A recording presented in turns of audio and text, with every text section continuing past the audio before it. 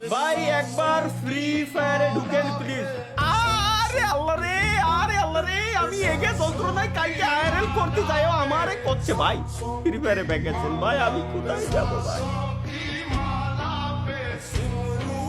আমি কোন দিকে যাব?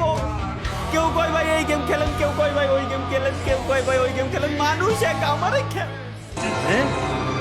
क्या কত গেম খেলবো আর আমারই খেল।